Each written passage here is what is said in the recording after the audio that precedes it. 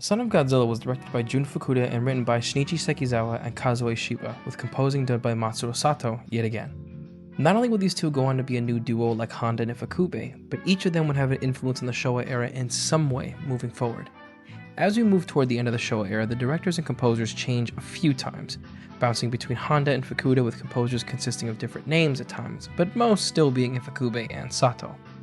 This movie is definitely a strange one, being more in line with the Ebida type of camp that Godzilla is fully entrenched in, but still veering into his own form of film that's more lighthearted and funny in nature. Post-invasion of the Astro Monster, the Godzilla franchise seems to try new things at every turn, having a new tone for each film with some things carrying over, but not being as clear in its mood and tone as it was pre-invasion of the Astro Monster. And to be honest, from this point on it seems to stay that way until we get to Mechagodzilla, consistently trying new things at every turn until something sticks. However, the campy and lighthearted nature of this film and the one before it seem to be the overall tone that this franchise is going to take again moving forward, working within three different areas of tone that it established, with campy lightheartedness being its last, along with kaiju horror and space opera being the other two. And I'm not gonna lie to you, this movie is so goofy and so campy, leaning so hard into that aspect of it and not pulling any punches within it. And yet, I love it. I love this film so much, but not in the artistic nature of this film is peak sort of way, but more so in line with the this movie is so goofy it makes me so happy and laugh sort of way. It's so lighthearted and it feels like comfort food in the best way possible. But don't worry, there still are caveats to this, and I'll get into that momentarily. Despite this though, we have a great cast of actors for this film too, possessing names like Tadaro Takashima, Bibari Maeda, Akira Kubo, Kiko Hirata, Yoshi Shuchiya, Kenji Sahara, Kenichiro Mayumi, Seshiro Kuno, Yasuko Saijo, and as always, Haro Nakajima. For this film, we get to see them all on the newly dubbed Monster Island, conducting experiments on this island's weather to create a new tool to aid in the agriculture of the mainland. However, within this, things go awry, and the island begins to heat up, allowing for the inhabitants to turn into giant kaiju in addition to attracting the kaiju that we already know. And not only are they going to do battle on the island with our cast caught right in the crossfire, but they're going to be the victims of the new experiment that our cast will conduct in order to escape. Let's get into it. One of the first things that I like about this film is the plot and the reason for it being on the island. I know it's a far-fetched idea, but I loved the scientists being here to conduct experiments in order to help with agriculture being the main reason they're here in the first place. Not only did this make the story feel contained, but there wasn't any need for an over-the-top military presence because of it. I thought this allowed us to really get in touch with the new cast that we have, in addition to learning who they are as characters. They each got time to shine and all played a role in this film, and I love that so much.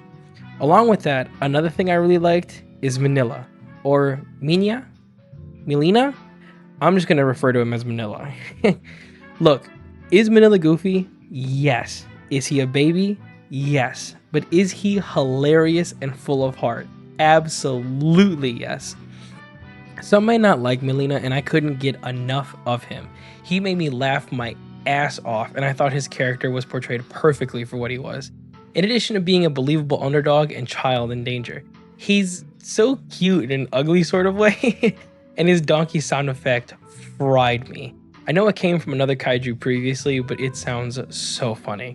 He's the goofiest kaiju by far, and I think that is hilarious. I also really like Godzilla here too. Now, he is a far cry from the Godzilla that we know and not the fearsome kaiju that he was depicted in any of the most recent films. Yes, however, for wanting Godzilla to be a reluctant and lazy dad in this film, they nailed it, and it is so funny to see. I also really like the other kaiju too, those being Kamakras and Kumonga.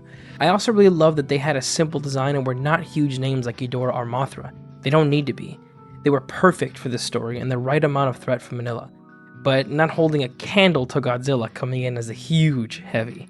They also just looked disgusting and creeped me the hell out throughout this entire film. I mean, they're giant bugs, how could they not? Lastly, I also really like the kaiju finally have a place to call home. I like the idea of Godzilla having a home. It's neat to see him finally having a place in this universe, seeing as he's a creature and would inhabit a space here on this planet. I have more points on this later too, but I feel like this is a good expansion of Godzilla's lore and the monsters as a whole. Once again, more on this later. So with all these points out of the way, let's get into what I didn't enjoy. First off, of course it's the campy nature. Despite me really liking this film and enjoying the goofiness of it, I would be remiss to say that this movie, in addition to the last, goes against a lot of the more serious nature that has been established in this series so far, especially for the first two films. You can really tell they're starting to cater to kids. In tandem with that, that also unfortunately goes for Godzilla. Not only is this film super campy in nature, but the portrayal of Godzilla is also less serious in nature and feels less like the Godzilla we've come to know thus far. And for as much as I like the portrayal of Godzilla, considering this is what the writers wanted for this film, it sure doesn't feel like the dangerous kaiju that we've come to know. Additionally, I really don't like the suit design here either. For some reason, this one creeps me out the most and is by far the worst one I've seen. It's the eyes, man. It's always the eyes. However, one thing I can say is that the expressions and the mood that Godzilla portrays is hilarious and very well done, especially when it comes to my next point, Minilla. For starters, I love Minilla, or Minya, however you want to refer to him. I think his introduction into the franchise is fun, funny, and I love how this movie portrays him for what he is and what he does. However, one thing I kept thinking about this film and after is, what is his purpose? I mean, for starters, this franchise has been following Godzilla and the kaiju that have been established thus far. However, now at this point, we get the introduction of a child Godzilla, whose purpose seemingly is to be the torchbearer moving forward, and this is peculiar to me. Because up until this point, we've been following the Atomic Lizard on his adventures throughout the entire process, watching him go from villain to hero and now seemingly more so of a savior in this role throughout the franchise.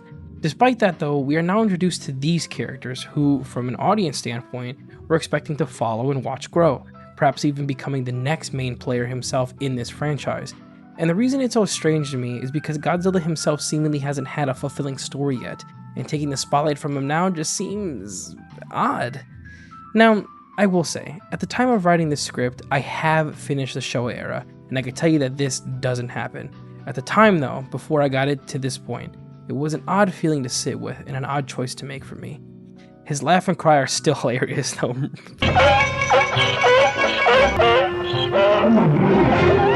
Last but not least, the last double-edged idea for me is Monster Island.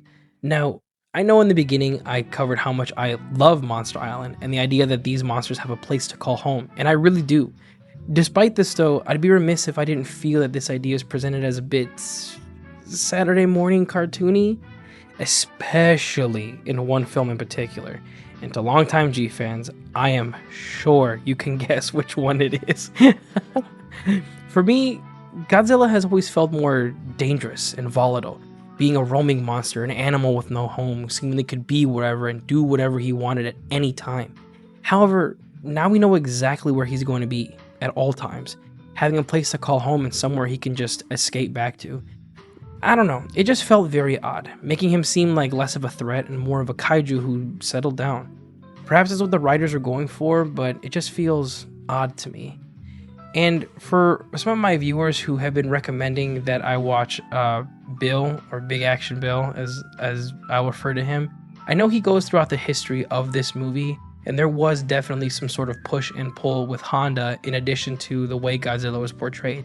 And I could definitely say I am in Honda's camp wanting the more serious Godzilla, but this is what we got. However, with all that being said, I'm going to put this at a high C tier. So far, this is my favorite film of the C tiers, being campy and completely different from anything that came before it, but still being enjoyable enough to watch and have a good time with.